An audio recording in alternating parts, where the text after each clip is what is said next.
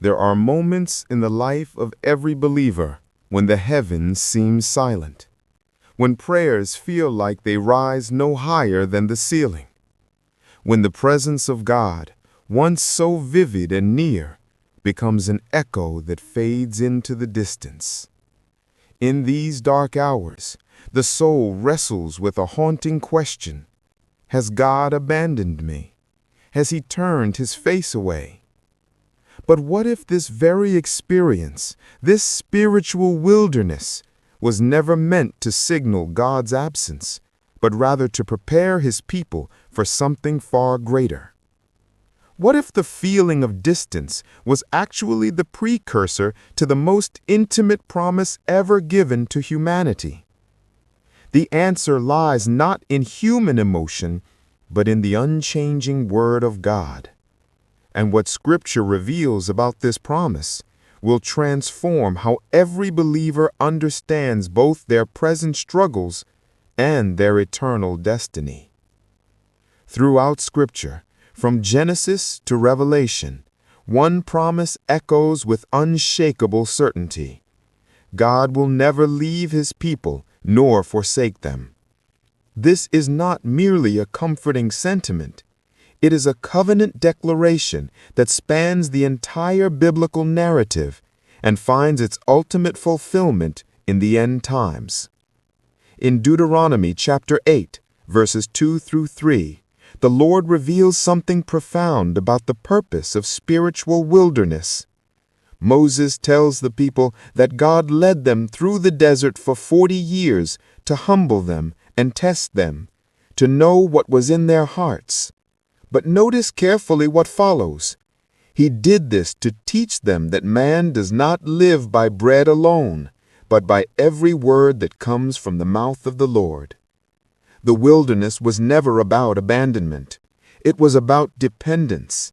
It was about revealing that God Himself is the sustenance that carries His people through every trial. This pattern repeats throughout Scripture. Joseph spent years in prison before his exaltation. David fled from Saul in caves and wilderness before ascending to the throne. The Israelites wandered 40 years before entering the Promised Land. Even Christ Himself spent 40 days in the wilderness before beginning His public ministry. The distance believers feel is not God withdrawing, it is God preparing. And the biblical prophets understood that this preparation reaches its ultimate purpose in the last days, when God's people must stand firm through unprecedented tribulation.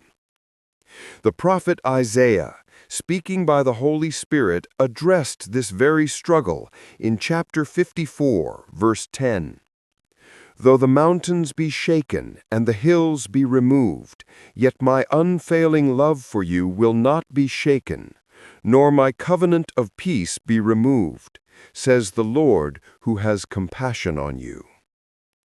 This promise was given to a people facing exile and judgment.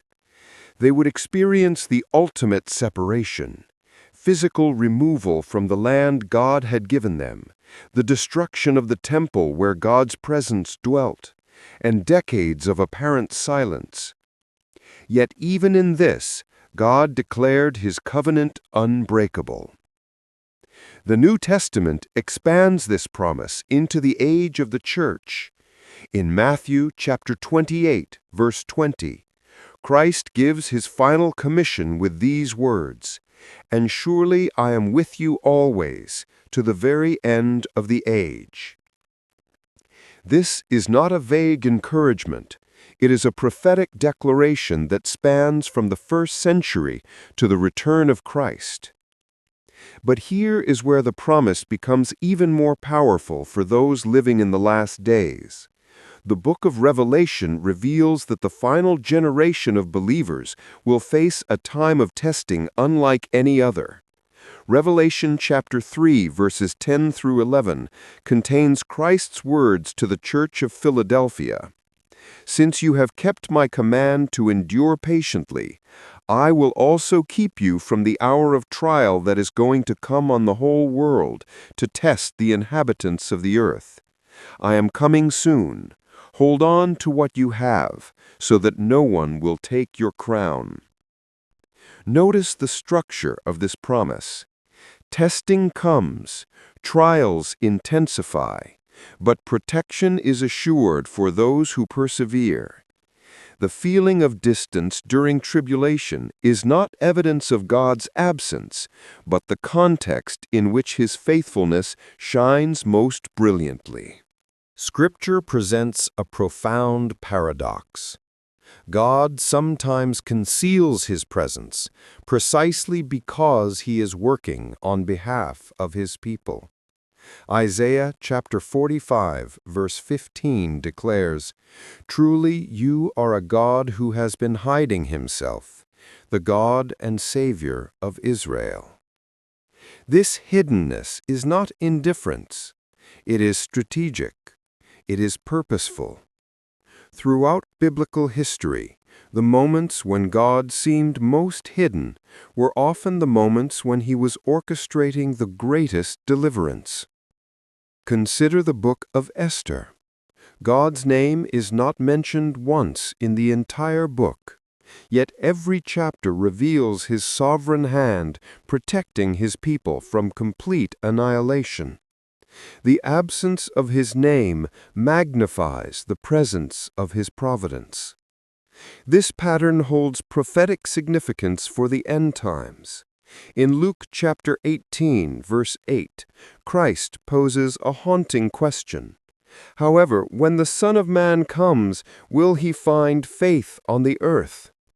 This question implies a period of such difficulty, such apparent divine silence, that maintaining faith becomes the ultimate test. But here is the promise embedded within the warning. Those who persevere through this darkness, who hold fast to faith when every circumstance screams abandonment, are the ones whom Christ Himself will find faithful at His return. The Apostle Paul understood this when he wrote in Romans chapter 8, verses 38 through 39. He declares with absolute confidence that neither death nor life, neither angels nor demons, neither the present nor the future, nor any powers, neither height nor depth, nor anything else in all creation will be able to separate believers from the love of God that is in Christ Jesus our Lord. This is not the language of possibility. This is the language of prophetic certainty. No spiritual distance, no emotional darkness, no period of testing, not even the tribulations of the last days can sever the believer from God's love. Every biblical promise of God's presence finds its ultimate fulfillment in the prophetic return of Christ and the establishment of His eternal kingdom. This is where the temporary feeling of distance gives way to permanent, unbroken communion with God. Revelation chapter 21, verses 3 through 4, contains perhaps the most staggering promise in all of Scripture. "And I heard a loud voice from the throne saying, 'Look, God's dwelling place is now among the people, and He will dwell with them. They will be His people, and God Himself will be with them and be their God. He will wipe every tear from their eyes. There will be no more death, or mourning, or crying, or pain, for the old order of things has passed away.'" This is the destination toward which every believer moves. This is the promise that makes sense of every wilderness, every dark night of the soul, every moment when God seemed impossibly distant. The temporary separation is training for eternal union.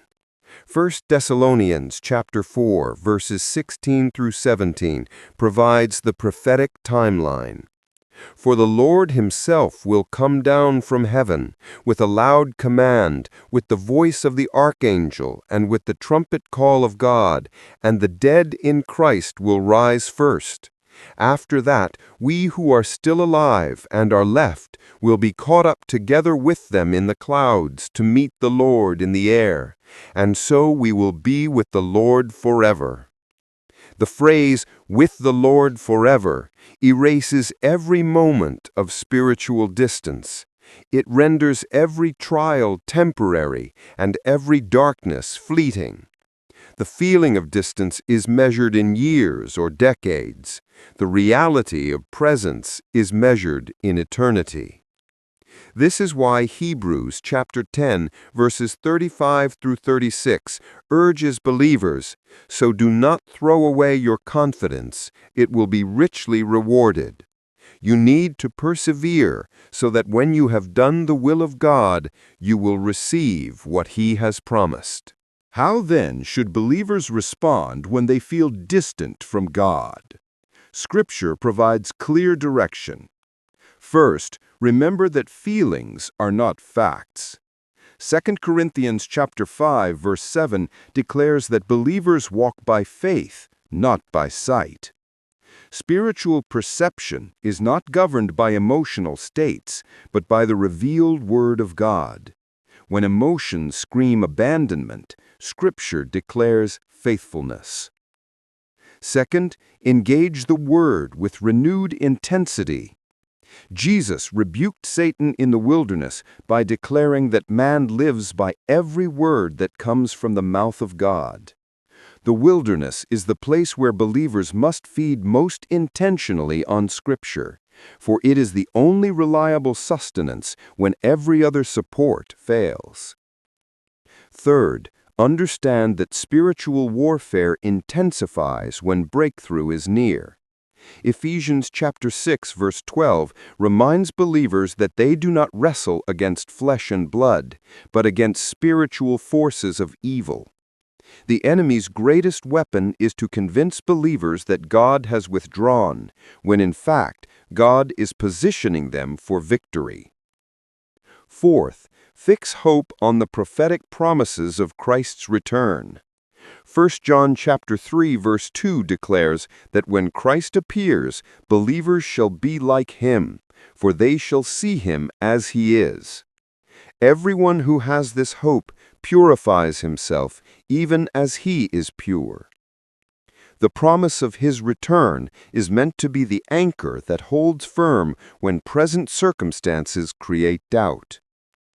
Fifth, trust the character of God revealed in Scripture more than the circumstances revealed in life.